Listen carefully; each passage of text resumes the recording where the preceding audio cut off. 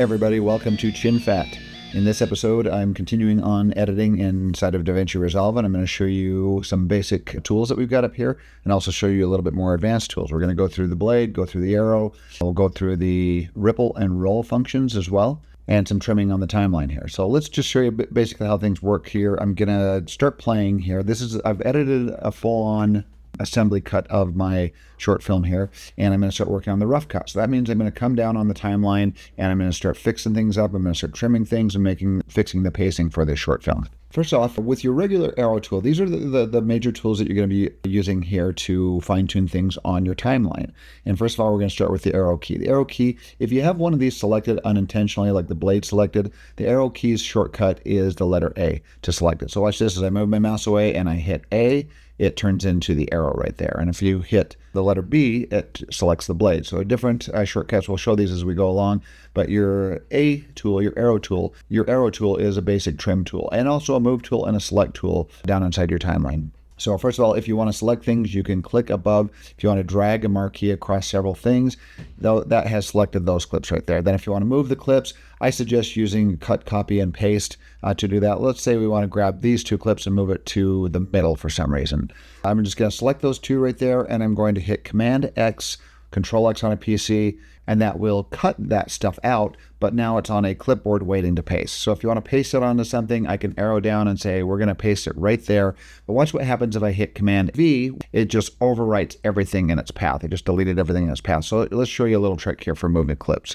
I'm going to undo that a couple times, Command Z or Control Z on a PC. I'm going to hit home to go to the beginning, and let's select these clips right here. I want to cut them, but also I don't want them to leave a big gap there. So if you do Command Shift X, look what that does. It ripple cuts that off the timeline and closes your gap there. So that's the same thing if you use Shift as a modifier key, that turns it into a ripple cut or a ripple paste.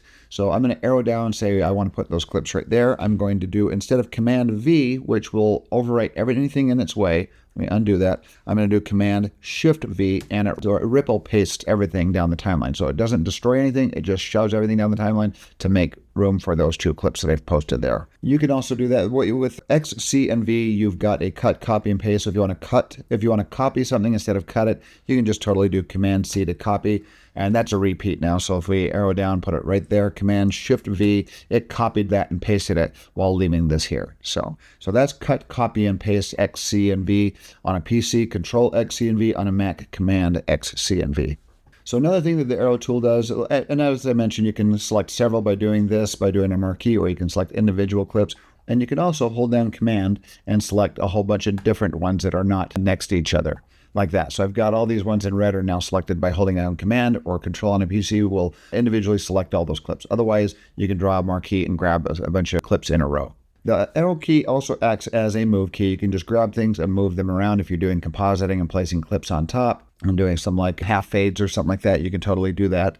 Let me undo those. But yeah, you can move clips, you can cut clips, you can select clips, and also you can trim clips. With your regular arrow tool here, if you go down to the timeline and you see a clip that you want to shorten or lengthen, you can move to the edge right here, and it'll turn to this little arrow here to the left or to the right. And what that will do is grab the edge of this, and you can shrink your clip. If your clip is too long or too short, you can extend it, and it will snap right to the edge there. You can do this. You can grab this and drag it over, and it will eat into another clip. And that's the full duration of my clip right there. That's as long as it is. But notice it ate into that clip. If you keep dragging it over, it will eat into another clip. It will first of all snap to the edge of a clip like this to warn you, so you're not eating any extra frames that you want to keep onto the timeline there. But now if I push past that, it will start trimming into that clip and eat into it until I reach the end of this clip that I'm dragging here, that I am trimming.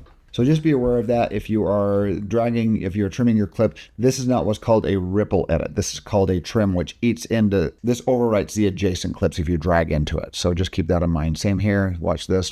This will drag until I reach the end of my handles here. The handles are the excess video on either side that you've cut out. So if I bring this up here, I option and arrowed that up there, selected it. If you want to move something around, you can option arrow up and down. It will move your clip up to a different track. But we can see how long this clip is by dragging it out and dragging it over here, and that's the whole duration of the clip. Oops, a little bit more. That's the whole duration of the clip right there. So this excess footage that you're using on the other side, those are called handles, and you can restore those if you change your mind later. So that's the basic trim tool right there. Let's get into the next one, which is our trim edit mode. You can hit T to select that, or you can go up here and click on it visually. So if you're on your arrow and you hit the letter T, it selects the trim edit mode. After the arrow, I want to skip the trim edit mode. We'll do this last because it's a little bit more advanced, but we're going to go to the blade. Click on that, or if you want to, you can use your shortcut, which is B for the blade. Now the blade is nice if you want to cut a clip. Let's play through this and see if we want to start trimming here. I'm going to play through my first clip. Let's get to the end of this. It does the dolly here, does the pen, and ends up on these characters right here. And let's say I want to cut right there. And see, I was doing this on the fly. I just was watching and thinking, okay, where do I really want to cut this? In this shot, I kind of intentionally made my assembly edit. I left little excess bits on the end points and out points in here, so I can come down in and do a rough cut. I like to just get kind of the general shot in there, even if it has like a repeat movement. Like, let's see, there's a repeat movement right here where he walks in and he fixes his jacket right here. So a repeat movement, fixes his jacket, and then fixes his jacket again. So I did that intentionally. I do that a lot of the times because when I'm first assembly editing, I'm not sure if I want to cut early on this one or cut sooner to the next one or cut earlier on the second one. I don't know yet until I'm watching through the story, and then I'm feeling the pacing as I'm going, as all these clips have been laid down in my assembly cut. So now I'm starting to work on the rough cut. We'll get to this, back to this one here when we get into the ripple and roll section here. So I'm going to move back over here, and I'm going to say, once again, I'm going to feel this. I'm going to say I want to edit right there. I want to cut right there. So one way of doing that is, right now I've got my snap tool turned on. You need your snap tool if you're going to be using the blade. Otherwise, you're not going to be getting a perfect cut right here on this playhead right there. So the snap tool makes sure that your blade snaps to that playhead. Watch as I move this over and I get close, it goes snap. See, that just popped past those last five frames or so and clicked right onto my playhead right there. So now when I click, it'll do a slice right there on that clip. If I move my playhead, you can see the slice that I've done there. Now I can hit A for arrow. I can select this. I can delete, hit my big delete key, and it leaves a gap there. But now I can select the gap and delete. All right, we're going to show you some quicker ways of doing that. So first of all, when I select here, after slicing it with a blade, I can hit Shift and my big delete key, and that does what's called a ripple delete. It just doesn't delete it. See, if I just select and I hit my big fat delete key, which is technically the backspace key. It's the big fat delete key at the top of your keyboard rather than the small delete, which is your forward delete. So backspace delete, Shift delete, it deletes it and deletes the gap as well. So it fills the gap. That is called a ripple delete. When it does that, when it pulls everything else down on the timeline, that's called a ripple delete. Let's play through that, and then we'll cut to the next clip and see how the pacing feels. That feels better. And then the foot comes walking in. Let's maybe trim that just by a couple frames here. I'm going to get just to where a shadow disappears there. I'm going to zoom up on this and show you how much is left there. I'm going to hold down Command or Control on a PC, and I'm going to press plus and zoom up, and I'm like right on the frame there. So this feels like it's an okay cut. I could arrow this over right where his shadow comes in right there. And let's say I want to delete that single frame right there. That doesn't happen often, but if you're getting really nitpicky and you want to delete one frame because it just feels right, you can totally do that as well. Once again, I will hit B for blade, click right on that, hit my A for my arrow tool, select this, and do Shift, backspace, or big delete to get rid of that. And now it ripple deletes and pulls that together.